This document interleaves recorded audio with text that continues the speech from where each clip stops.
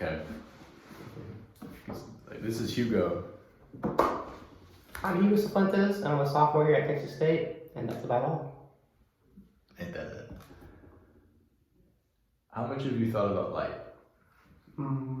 Not much, as far as like the mathematical and scientific components of it. Just enough about Yeah. it. Has it been like a component of light that's interested you at all? Or if you had to choose one right now? Probably just like the warmth it creates. The warmth it creates? Yeah. Because obviously there's something to do with the sun and like how it heats up the earth. Yeah, and solar radiation type of thing. Yeah.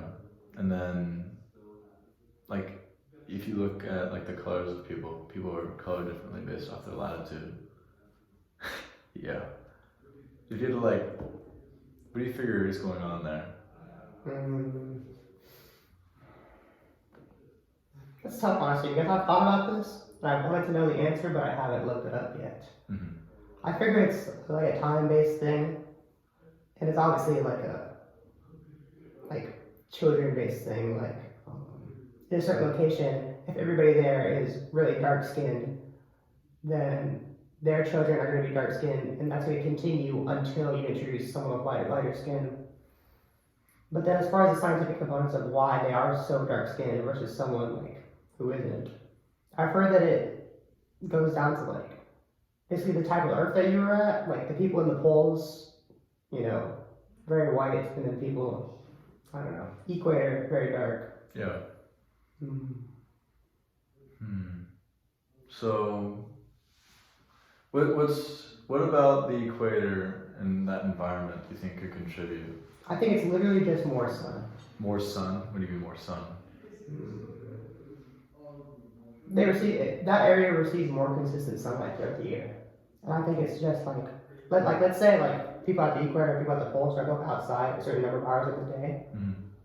I think if you're outside like the set number of hours, if there's more sun, like if there's more sun here, then you're just gonna be darker. Less sun here, you're just gonna be lighter.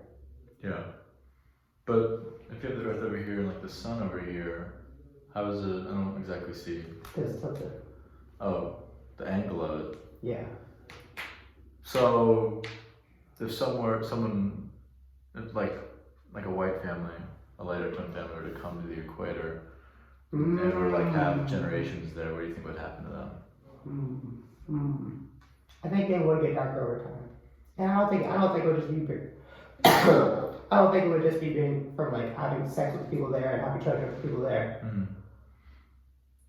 I think maybe over time they would get a little bit darker, but I think like the amount that your melanin can change, that your color can change, is like so small that it would take them like probably hundreds of years to get any worse. Yeah.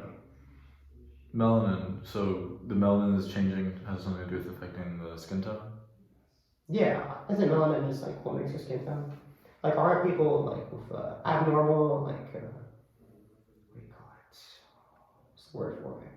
Where it's like all white or all black. Albino? Yeah, albino. Yeah. Isn't that a melanin thing? Like a melanin disorder. Like the melanin, something's wrong with the melanin. What do you think is going on with the melanin to make them... For the albino disorder? Well, the albino is like a complete shut off. Because then, like, someone that's very white and very pale doesn't look like someone that's albino. They look different.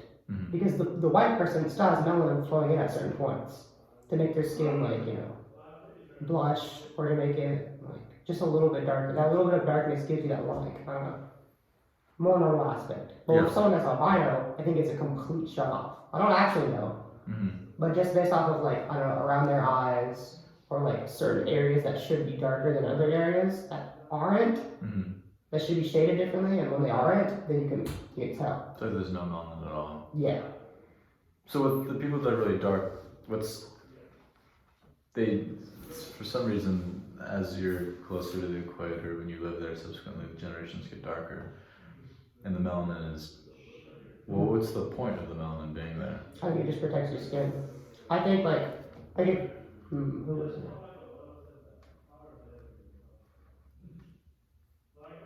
If you're like a white person, you play at school every day, volleyball, your skin is gonna peel and it's gonna hurt like shit because you're getting sunburned. Yeah. But over time, over like a 3-month summer period, you're gonna get darker, Mm-hmm. and that's your skin trying to protect you. And if you keep up that like summer sun every single day throughout the year, like if you were outside every single like day throughout the year, getting that sun, I think you would just stay dark. Yeah. Not dark, but you would stay tan. Mm-hmm. And so I think when you do that tanning, you probably, this sounds crazy, but changing your genetic makeup balance a little bit by saying like to your genes, like, okay, make a little bit more melanin.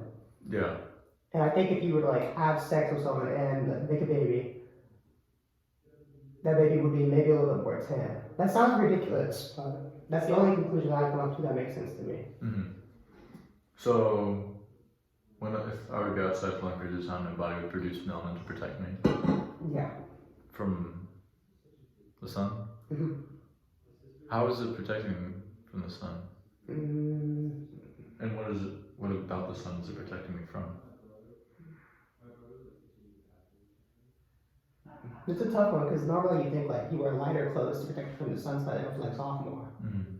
Like the sun, when you're wearing white, all the types of, not types of, more of the sun's rays reflect off of you, but when you're wearing black, you absorb more of it. Mm-hmm. So, So that would make me think like if you're darker, you absorb more sun. yeah. So it'd be like it would not be advantageous to be darker, maybe. But it must be. Hmm.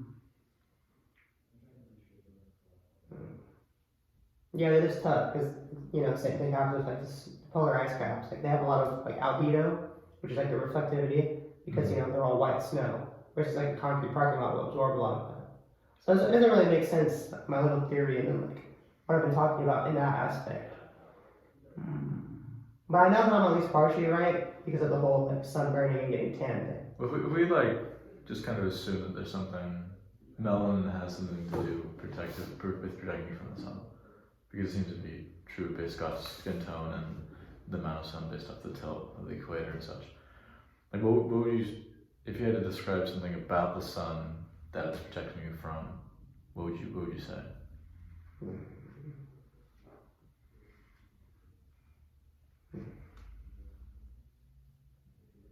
It's not. I don't think it's the heat because like even if you get hot, that's like a fairly temporary thing. Mm-hmm.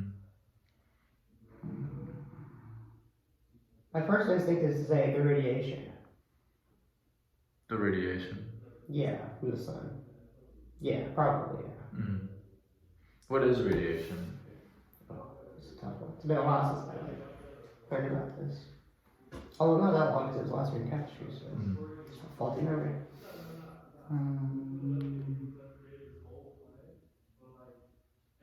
Along the electromagnetic spectrum, like some rays are harmful, like within a certain you know. The electromagnetic spectrum? Yeah, What's that spectrum of? like how short the light waves are, kind of. So radiation is light?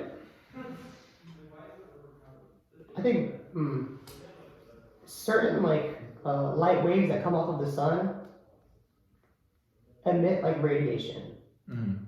and that radiation is what you use, is what you're trying to protect yourself with sunscreen. So the light rays emit radiation?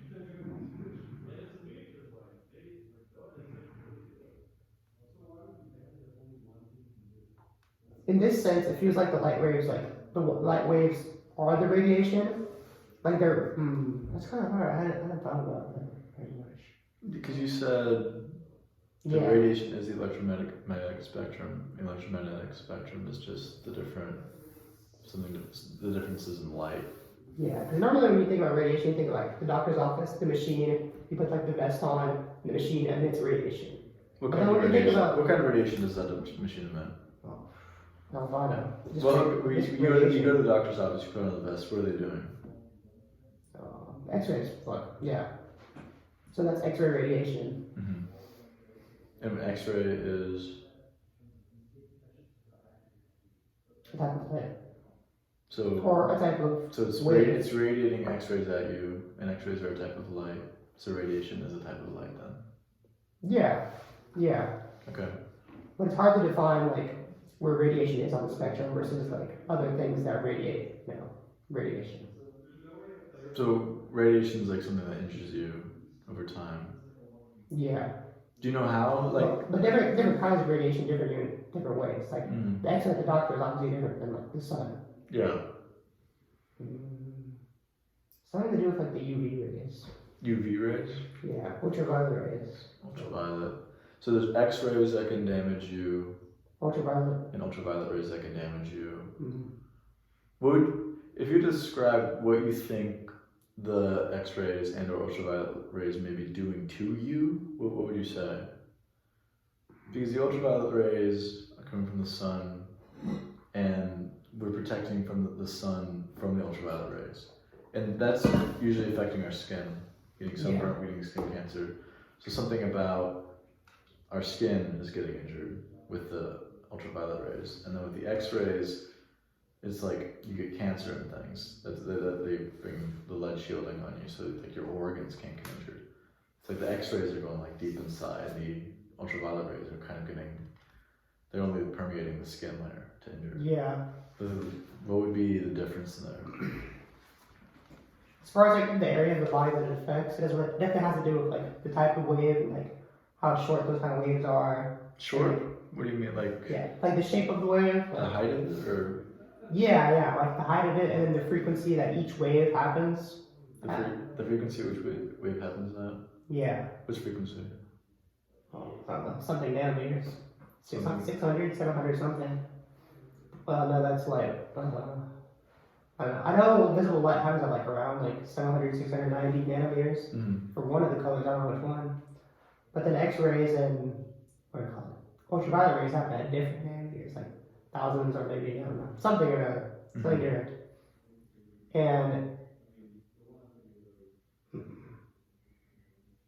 And those nanometers are measuring like how far apart those waves are, kind of. Like, you know, obviously there's a difference between like for the camera, like a wave like that and then a wave like this. Yeah. And I think the So difference the difference between what would you? the difference between those, I think, affects how much it permeates into the skin, whether it bounces off or whether it goes deep. If I were to like draw a wave, Mm-hmm. which portions of the wave are we saying is the distance between? Any 2 points on the wave. Any 2 points on the wave? So if you were to say like, well, not any 2 points, I guess. Well, any 2 points that are the same. Oh, obviously what I mean, the same points. So again, if I were to draw the wave, and I were to choose like a bottom right here, I'd have to choose another bottom there. Oh, okay. And so then like this distance is the same because I'm choosing, you know, the same points on the wave that repeat again and again. So it's going to repeat that distance and repeat that distance. So it's like again bottom and to again. bottom, or like the. Or top to top. Top. It doesn't matter what point you choose, but it's going to repeat because the wave stays the same. So something about the top to top, bottom to bottom distances in the waves is changing how they're interacting with us. Yeah. To some degree. Okay. So if you had to look and think about like UV rays for a second, it's like distance is different, and it's only affecting the skin. What part of the skin do you think it's affecting? Obviously, like there's something like skin cells, because the skin is just individual skin cells. So maybe more accurate question is like, what is happening to the skin cell in the ultraviolet light to affect it? I definitely wouldn't know the answer to that, honestly. You have a But- minor in bio. But yeah, I'm minor in bio, which is crazy. The fundamental like structure of a cell in general. Mm-hmm. There's like the nucleus, and there's like the powerhouse of the cell, and there's some other jazz in there. Yeah. And then for something to be destroyed in the cell, what would probably be the most important that you would definitely want to protect? Well, I think when it happens with this, I think it's the whole cell. I think it's all this. I think it's the whole cell getting fried. I don't think it's like ribosome malfunction or anything. Yeah. Because when you get like ribosome malfunction, you get like lack of protein synthesis. So then like you don't have enough protein, and then something different, like something chemical happens. Mm-hmm. And when you get sunburn, it's not necessarily so chemical. Even though you're talking about radiation, it's more like physical. Like you're getting an actual like, burn along your arm. I haven't really been sunburned that much, so I can't